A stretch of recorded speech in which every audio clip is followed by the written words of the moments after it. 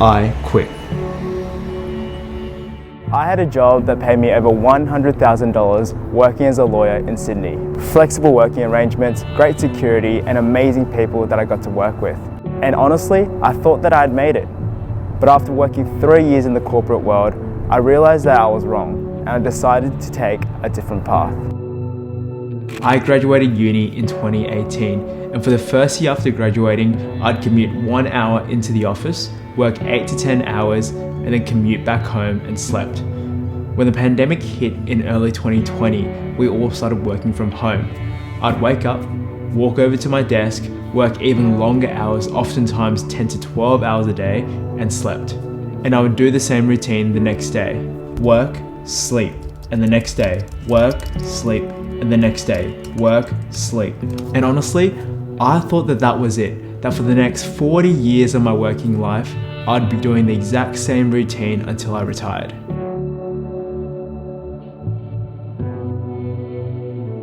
I first came across this quote listening to a Joe Rogan podcast on the way home from work.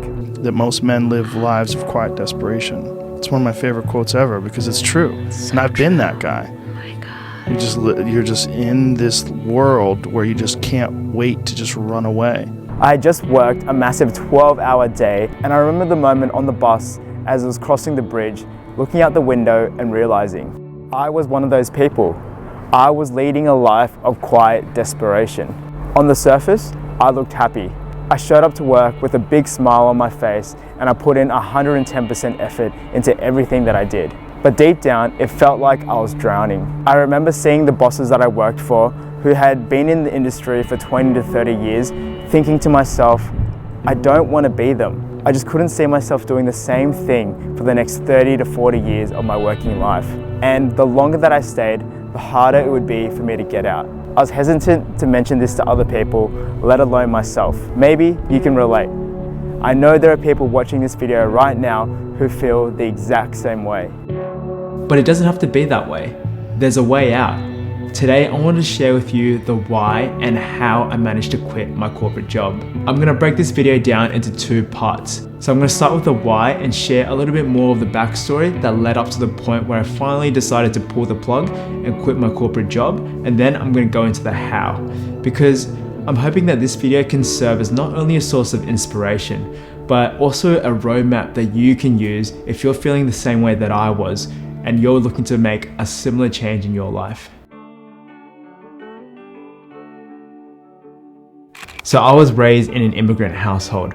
My mum and dad moved from China to Australia in the early 20s with zero money in the bank and barely knowing how to speak a word of English. And in an Asian immigrant household, there's really only 4 professions in your parents' eyes.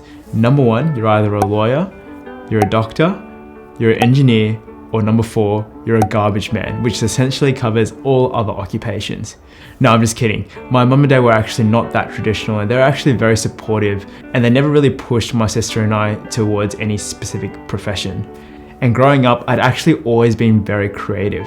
So I remember back in year 10, I took a filmmaking class, and we had to create a short film about Sydney. And I remember walking from my home, which is down the hill, up to the top here, and filming a time lapse of the city for 2 to 3 hours with my camera. But it never occurred to me that I could make money creating videos when I grew up. Growing up, I was taught that education and work ethic were the keys to success. That in order to have a good life, you need to study hard, get good grades, go to prestigious university, and find a high-paying job.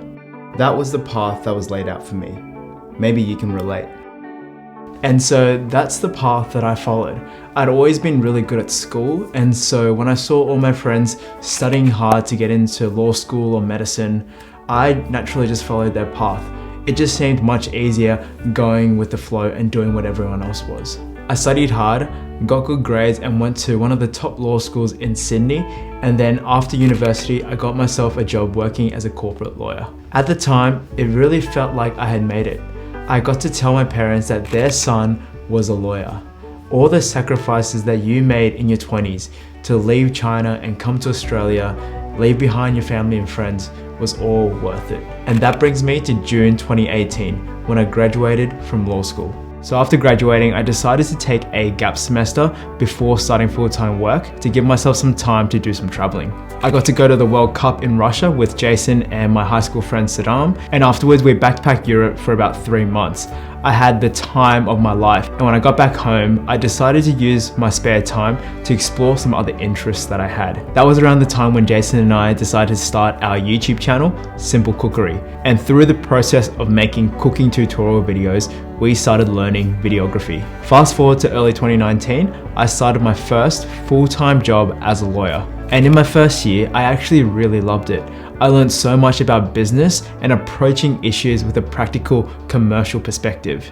As I was working in a very small team at the time, I was lucky enough to be able to shadow my boss on a day-to-day basis and attend sales calls with him, draft proposals, and help close deals. This taught me some invaluable business skills that I managed to then apply to my video production business down the line. But then in early 2020, the pandemic hit and we all started working from home. Our team became incredibly busy during the pandemic period and the work started feeling very routine-like. That excited feeling that I got in my first year slowly started to disappear, and it felt like I was doing the same type of work day in and day out for extremely long hours each day. I was putting in so much time and effort into something, yet it didn't feel like I was building anything substantial.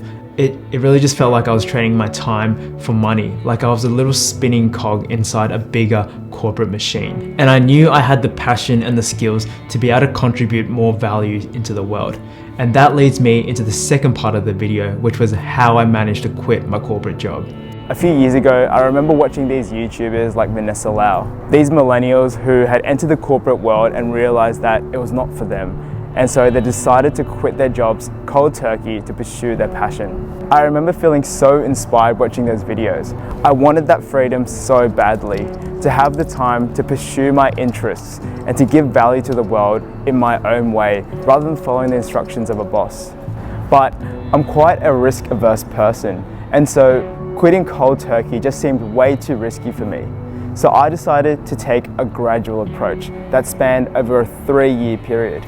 You could call it my 3-year plan to escape the 9-to-5. And like a stool, my plan rested on 3 pillars. Every well thought out plan needs a contingency.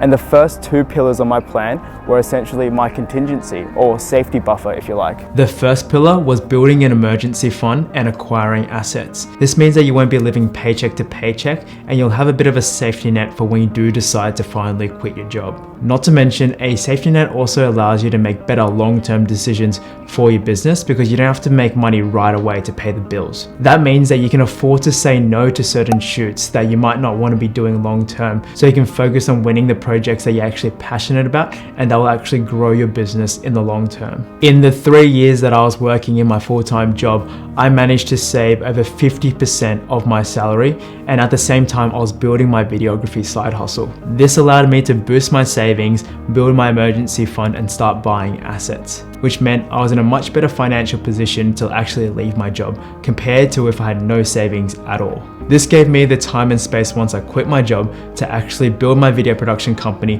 the right way without feeling any pressure of having to find another job in order to pay the bills. So that was the first pillar of my escape plan. The second pillar, which was also part of my contingency plan, was to gain a good few years of corporate experience through my job. I wanted to get a few years of good experience at a reputable company so that by the time I quit, I'd actually have some market value in the job market. You always hear about these purebred entrepreneurs, these people who could just never work for anybody and who don't take instructions very well. Well, I actually was never like that. I've always been a very good employee. I always put 110% effort into whatever I was doing. I was proactive and I took instructions very well. At the same time, one of the dreams that I had on my bucket list was always just to start my own business. And I felt much more comfortable making that step, knowing that I had a few years of good experience under my belt, so that even if things didn't work out down the road, I had that safety net to know that I could get a good job with relative ease. Now, some of you may not agree with this approach, but if you're similar to me in that you're a very risk-averse person, but you've always wanted to start your own business, this could be an approach worth considering if quitting cold turkey makes you want to collapse on the floor. So, moving on to the third pillar of my escape plan, which was to build a high income skill. I first came across this concept of a high income skill from a video by Dan Lok. He says that a high income skill is essentially a skill that allows you to generate $10,000 per month without needing a job. So it's a skill that allows you to add value to the marketplace without needing to actually work for someone. So some examples of some high income skills would be, for example, copywriting, coaching, or in my case, it was videography. One thing that I'd say about high income skills is make sure you find something that you have a genuine interest in. At the start, it's going to be very disheartening. It's going to feel like you're putting in all this effort, learning and practicing this new skill, and you're not going to be getting much out of it. Because when you start out, you're still learning your craft. You haven't reached the point of mastery where the market actually recognizes the value you're able to add with your skill. That's why it's so important to find a skill that you genuinely love and have a deep passion for. Because if you don't, you're going to give up before you see any sort of results. For me, that was videography. I love making videos. I love being able to add value to the world by sharing meaningful stories. So I started learning videography back in July 2019 when I offered to shoot a free video for my mate's wedding. After that first shoot, Jason and I would then go out and shoot a free video for a local business in our area every single weekend to build our portfolio and develop our skills. We did this for 3 to 4 months straight without getting paid a single cent until we got our first paid video gig, which was a 3-day Caribbean festival. That then turned into a video side business where we started making videos for local businesses, real estate agents, developers, and wedding couples. In the year of 2021, we managed to generate over $140,000 in revenue for our videography business, whilst I was still working full-time as a corporate lawyer and Jason was studying full-time at law school. And I don't say this to show off or brag in any sort of way. I'm just sharing this because I want to show you guys what's actually possible when you, number one, find something that you're actually passionate about. In my case, it was videography, but it could be any other sort of skill. And number two, you master that skill with consistent application over a sustained period of time. And number three, you're willing to dedicate your spare time in learning how to use that skill to add value to the marketplace. Was it an easy process? No, definitely not. I used to work my 9 to 5, actually it was more like a 9 to 7, and then I would edit from 7 o'clock all the way to midnight. I'd sleep, wake up, and then repeat the same process every single day. And on the weekends, I'd often be out shooting as well. I did this for 2 years from the start of 2020 to the end of 2021 until I finally decided to transition full-time into my video business. It takes time, dedication, and hard work. But the good news is that everyone has these things. You have some spare time after you finish work and on the weekends. If you're using that time at the moment to watch Netflix, just transition that and use that time instead to learn a new skill.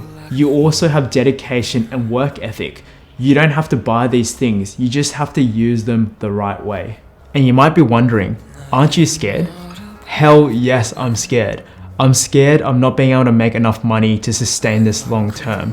I'm scared of putting myself out there in vulnerable situations, and I'm scared of unfamiliar environments and meeting new people. But the most important thing is, even though I'm scared of all these things, I do them anyway. It's scary doing all these things because they're outside my comfort zone.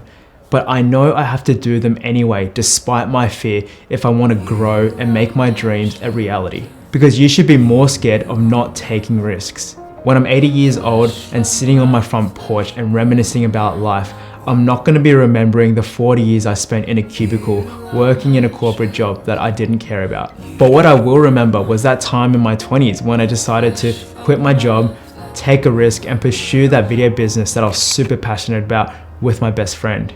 There were two paths before me. One was well lit by the sun.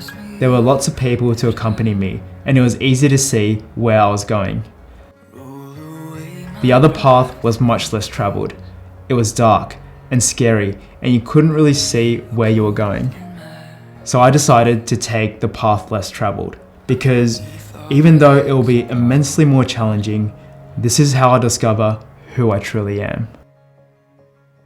Anyways, thank you so much for watching, guys. If you found this video valuable, make sure you hit it with a like and subscribe down below so you get notified every time we post a new video.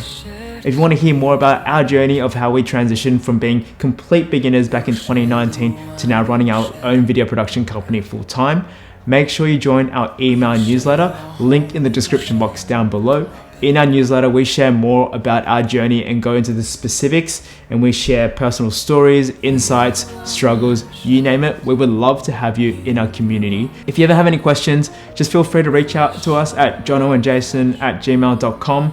We would love to hear from you. Anyways, thank you so much again for watching, guys, and we'll see you in the next video. Bye.